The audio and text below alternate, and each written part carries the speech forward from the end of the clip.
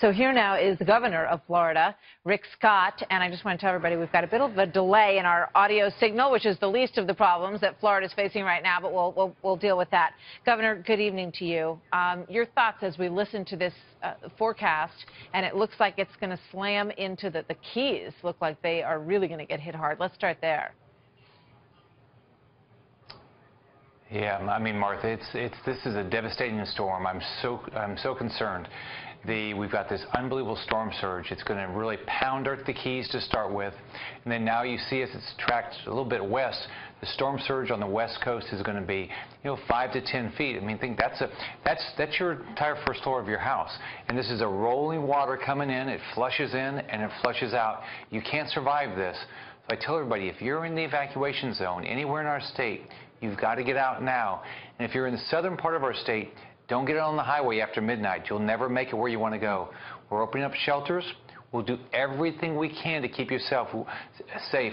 We're not going to spare any expense, but you've got to be prepared and you've got to evacuate. Yeah. We are hearing some mixed stories about whether or not that's happening. Some of the folks that I spoke with today talked about there still being a lot of people on the beaches and different places around. But I got the impression from you when you were talking earlier that you feel like people are getting out. They are evacuating. How is it? Well, you can see our highways. I mean, if you go our highways, all our evacuation routes all the way up to north. We've got a lot of cars on there. The traffic is flowing. Our big issue has been to keep fuel on our roads so our cars can keep moving. So that's a positive. But especially remember this track was an East Coast track. Now it looks like a West Coast track, so I think some people might have been complacent. So I traveled to 3 cities today. I just left Fort Myers about 3 hours ago, and my message is, if you're in the evacuation zone, you've got to get out. We're opening up shelters all across the state. We're going to continue to open up shelters. We're going to do everything we can to keep you safe. But just think about it.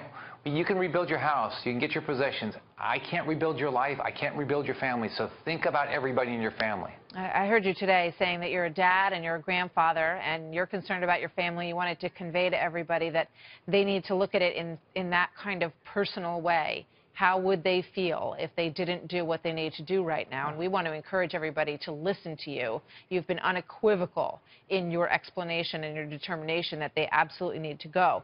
In terms of gasoline and fuel, there has been a lifting of some restrictions to allow more to go your way, right?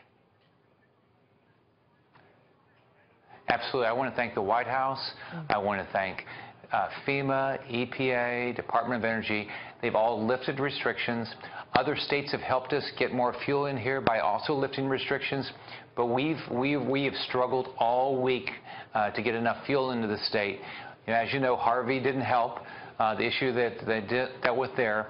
And so we're working hard to get fuel in. I'm doing law enforcement escorts to get the fuel from the depots to the gas stations. But our ports are starting to close. And so we won't be getting more fuel in until after this storm. How do it looked like an eastern track. Now they're saying a western track up the side of Florida. Do you move resources from one side to the other? I mean, that must be pretty tough. Here's what's really hard, Martha.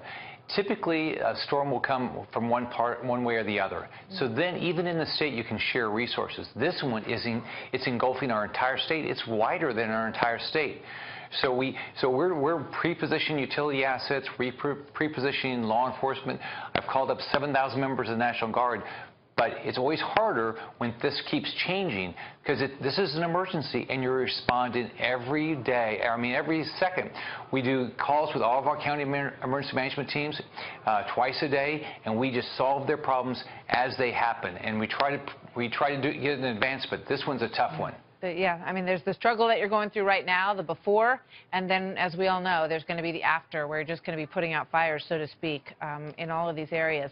Governor, thank you very much for getting your message out with us here tonight, and we continue to tell people the message that you're giving them, and that is, if you're watching this, we hope that you are not in southern Florida and that you've moved your way north, and if you haven't, you need to do that now.